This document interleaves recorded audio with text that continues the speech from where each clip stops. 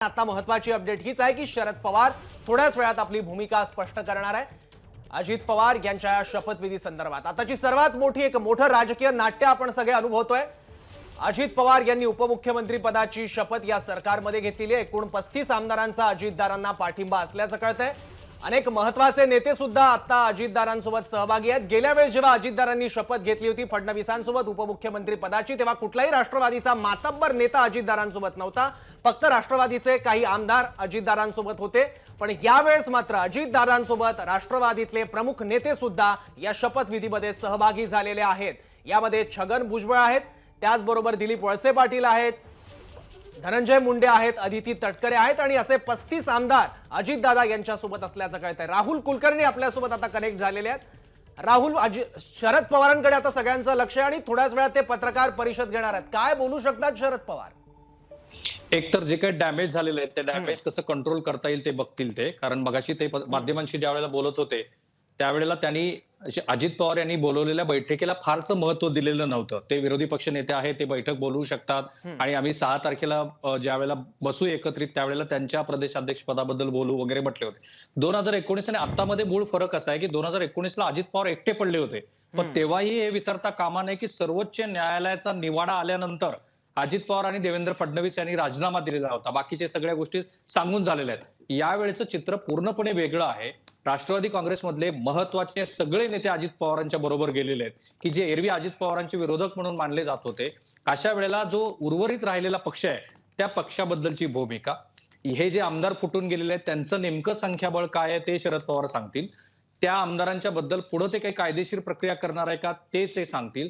महत्वाचं म्हणजे एवढ्या मोठ्या राजकीय घटनेनंतर अजित पवारांच्या बद्दल, त्यांच्या बरोबर गेलेल्या आमदाराबद्दलची त्यांच्या पक्षाची आणि त्यांची वैयक्तिक भूमिका काय आहे ते महाराष्ट्राला कळेल। मला वाटतं की त्यांना जर धक्का बसला असेल तर तो अनेक अर्थांनी वेगवेगळ्या पातळीवरती आहे। एक म्हणजे दिलीप वळसे पाटील यांचं जाणं, छगन भुजबळ यांचं जाणं, कारण एरवी पक्षामध्ये बंड होतं, फूट होते वगैरे आपण बघितलेलं आहे। पण जी माणसं गेलेली आहेत ती माणसं मुख्यत्वे राष्ट्रवादी काँग्रेसची जे काही गेल्या 25 वर्षातली वाटचाल आहे, बरं ही किती मोठी आयरनी आपण ज्याला म्हणतो इंग्रजीमध्ये की 25 वर्ष या पक्षाला पूर्ण होत असतानाच दुसऱ्यांदा हा पक्ष फुटतो आहे। 2019ला तो फुटता राहिलाय। आता जो काही फुटलाय तो अत्यंत मोठ्या प्रमाणामध्ये फुटलेला आहे। त्यामुळे शरद पवारांच्या या प्रेस कॉन्फरन्सकडे सगळ्यांचं लक्ष असेल। आणखीन एक उपप्रश्न निर्माण होतो म्हणजे महाविकास आघाडीच्या एकूण भवितव्याबद्दल, कारण मधल्या काळामध्ये काँग्रेसचे एक नेते सांगत होते की महाविकास आघाडी जर कोण फोडेल तर ती श्री अजित पवार फोडू शकतात, जे आज घडलं। त्यामुळे अनेक अर्थांनी ही पत्रकार परिषद महत्वाची आहे। आणि तू मगाशी ज्याचा उल्लेख केला, एक फरक लक्षात घ्यायला हवा, 2019 साली जे झालं ते आता होणे नाही, कारण जवळपास 2/3 आमदारांचा अजित पवार यांना पाठिंबा आहे आणि एवढ्या मोठ्या आमदारांचा पाठिंबा असल्यामुळे प्रत्येकांना परत बोलवणं, बरं त्यासाठी परत बोलवण्यासाठीचं जे बळ होतं ती बळ देणारीच मंडळी आज सत्तेमध्ये सहभागी झालेली आहेत। आणि म्हणून राष्ट्रवादी काँग्रेसमध्ये ही जी मोठी फूट आहे त्या फुटीबद्दल ते काय बोलतात, देवेंद्र फडणवीस यांच्याबद्दल ते काय बोलतात, भारतीय जनता पार्टीनं ज्या पद्धतीनं हा सगळा रंगमंच सजवला आणि महाराष्ट्रासमोर आज मांडला त्याबद्दल ते काय बोलतात। महत्वाचं म्हणजे राष्ट्रीय पातळीवरती शरद पवार यांचं ज्या पद्धतीचं राजकारण सुरू आहे त्यालाच एक मोठा सुरुंग लावला आणि क्रोनॉलॉजी आपण लक्षात घेतली पाहिजे। 2014च्या निवडणुकीमध्ये महाभ्रष्ट पार्टी म्हणलेले पंतप्रधान त्यानंतर अजिबात काही बोलत नव्हते। पद्मविभूषण सुद्धा या सरकारच्या काळात शरद पवार यांना दिलं गेलं। त्यानंतर अचानकपणे शरद पवारांच्या पक्षाबद्दल तो कसा पक्ष भ्रष्ट आहे असं म्हणायला सुरुवात झाली। देवेंद्र फडणवीस यांनी जाणीवपूर्वक पहाटेचा तो शपथविधी काढला, त्यातनं एक परसेप्शन बिल्ड केलं गेलं की अजित पवार यांना त्याही वेळेला एकटं पाडलं गेलंय, आताही त्यांना एकटं पाडलं गेलंय। त्यामुळे शरद पवार हे अजित पवार हे पक्षामध्ये खरंच एकटे पडलेले होते का, त्यांना जे एकटेपणाची गोष्ट जाणवत होती ज्याबद्दल ते जाहीरपणे प्रत्यक्षात शरद पवार मंचावरती असताना बोलले, अशा अनेक गोष्टीचा उहापोह होईल। महत्वाचं म्हणजे हे जे घडलं त्याच्याबद्दल त्यांची प्रतिक्रिया आता कळेल थोड्या वेळात। अगदी बरोबर आहे। आता या सगळ्यांचं विश्लेषण करण्यासाठी आपण सरिता कौशिक यांच्याकडे जाऊयात। सरिता मॅडम, काही दिवसांपूर्वीच पंतप्रधान मोदींनी राष्ट्रवादी काँग्रेसच्या भ्रष्टाचाराचा पाढा आकड्यांसहित वाचून दाखवला आणि आता राष्ट्रवादीचाच पाठिंबा घेतलाय। कसं बघायचं आणि कसं पचवायचं राज्यातल्या जनतेने हे सगळं?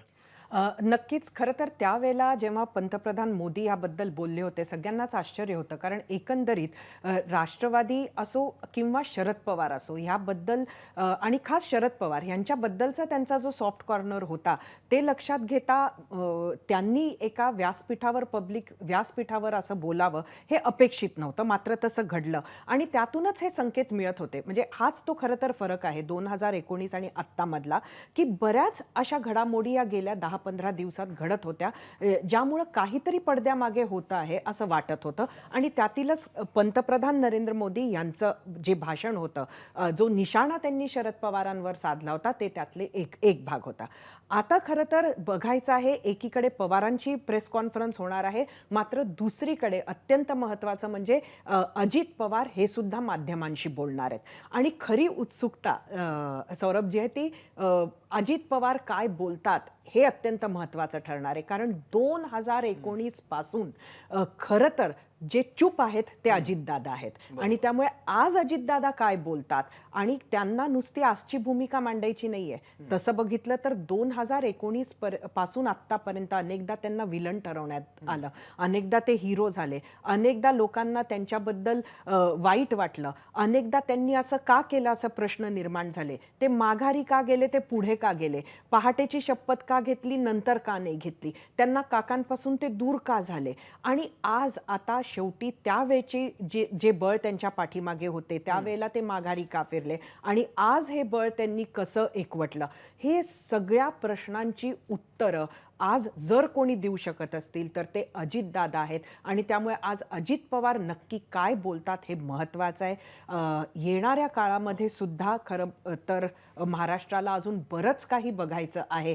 कारण शेवटी आता ही एक नवीन सुरुवात आहे एका नाट्याची. आणि जसं राहुलनं आपल्याला मगाशीच सांगितलं तसं सुप्रिया सुळे यांचा ट्विट देखील अत्यंत सूचक आहे की राष्ट्रवादीमध्ये फूट पडलेली आहे.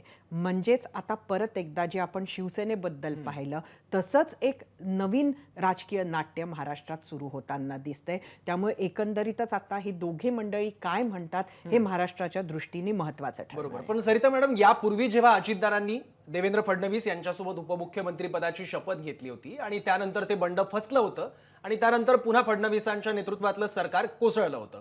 पण त्यानंतर एक प्रश्न उपस्थित झाले होते की पडद्यामागे नेमकं काय घडलं. असं वाटत होतं हे सत्य कधीच बाहेर येणार नाही. पण अचानक आता 4 ते 10 दिवसांच्या काळात फडणवीसांची त्याबद्दलची वक्तव्य आणि त्यानंतर पवारांची त्यावर प्रतिक्रिया आणि त्यानंतर आता पुन्हा अजितदारांचा शपथविधी, या सगळ्यांचं काही कनेक्शन वाटतंय तुम्हाला? नक्कीच ह्या सगळ्याच गोष्टींचं कनेक्शन आहेच. आणि एकंदरीतच हे सर्व संकेत आहेत का पडद्यामागे बरंच काही होत होतं.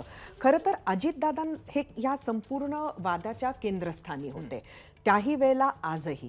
मात्र अजितदादा यांनी कुठेतरी बोलणार नाही हीच भूमिका घेतली. आणि अजितदादांचं उत्तर जर आपण सातत्यानं आठवलं 2019 पासून तर आत्तापर्यंत, तर ते असं होतं की मी योग्य वेळ आली की बोलेन.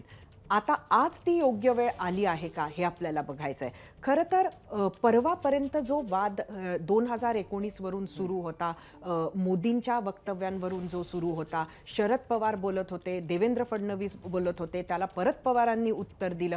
आणि ह्या सगळ्याच्यामध्ये आपण सातत्यानं अजित पवारांना संपर्क करण्याचा प्रयत्न करत होतो, सर्व माध्यम अजित पवारांना संपर्क करण्याचा प्रयत्न करत होते. मात्र परत एकदा अजित पवार कुठंतरी ह्यावर भाष्य करण्यासाठी मात्र अनरिचेबल होते.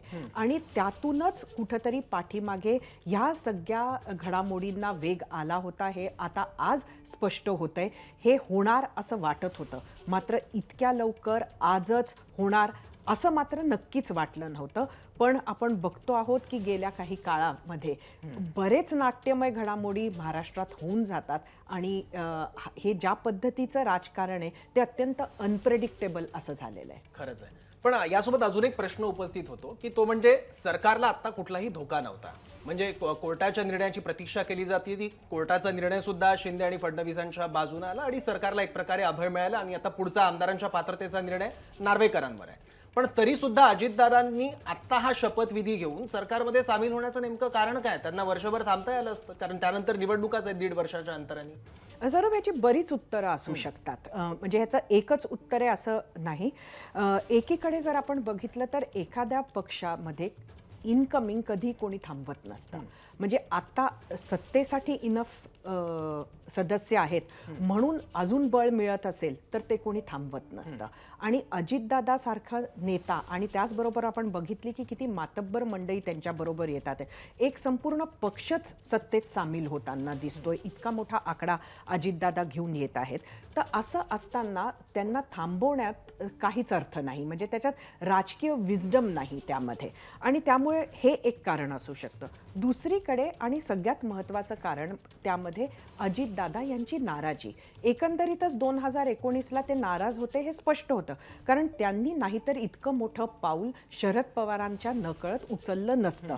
म्हणजेच ऑलवेल नव्हतं. ऑलवेल दाखवणं आणि ऑलवेल असणं ह्यामधला जो फरक आहे तो कुठंतरी इथे महत्त्वाचा ठरलेला आहे. आणि त्यामुळे इथे नुसतंच त्यांना भाजपा किंवा शिंदे हे या म्हणत असतील असं नाही, तर अजित पवार स्वतः सुद्धा कुठंतरी ती रेष जी आहे ती ओलांडायला कुठंतरी तयार होते असं चित्र निर्माण झालेलं आहे. तिसरा भाग ह्यामध्ये हा सुद्धा आहे की एकंदरीतच जी क्रेडिबिलिटी होती, राजकीय क्रेडिबिलिटी, त्यावर प्रश्नचिन्ह निर्माण झाले होते. आणि आपण बघितलं की 3 दिवस आधीचे पवार जर आपण आठवले तर त्यांनी कुठंतरी भाजप कोणाबरोबरही सत्तेसाठी जाऊ शकते हे म्हणून परत एकदा देवेंद्र फडणवीस यांना हिणवण्याचा प्रयत्न केला. देवेंद्र फडणवीस यांच्यासाठी सुद्धा अजितदादा यांचं माघारी जाणं हे कुठंतरी पर्सनल क्रेडिबिलिटीवर एक प्रश्नचिन्ह त्यावेळेला निर्माण झालं होतं. आणि तेच काहीतरी अजितदादा यांच्याबरोबर सुद्धा झालं होतं की त्यांनी उचललेलं पाऊल अयशस्वी झालं होतं. आणि हा जो एकंदरीत हे सगळं जे घडलं होतं त्यातून कुठंतरी स्वतःला परत एकदा उभं करण्याचा सुद्धा हा एक प्रयत्न आहे. हे यशस्वीरित्या त्यांनी आज करून दाखवलं आहे. हा शपथविधी पहाटेचा नाही, म्हणजे तुम्ही ज्याला पहाट म्हणता ती माझ्यासाठी पहाट नाही असं अजितदादांनी अनेक वेळेला चिडून माध्यमांना सांगितलेलं आहे. तर आज भर दुपारी हा शपथविधी त्यांनी केलेला आहे. त्यामुळे याला बरीच कारणं असू शकतात. आणखी एक प्रश्न उपस्थित होतो, तो म्हणजे काही दिवसांपूर्वी शरद पवार यांनी राजकीय निवृत्तीची घोषणा केलेली होती आणि त्यानंतर पवारांनी हा जो निर्णय निवृत्तीचा तो मागे घेतला होता, तर त्याचा सुद्धा काही संबंध याच्या मागे आहे का? एबीपी माझा, उघडा डोळे बघा नीट.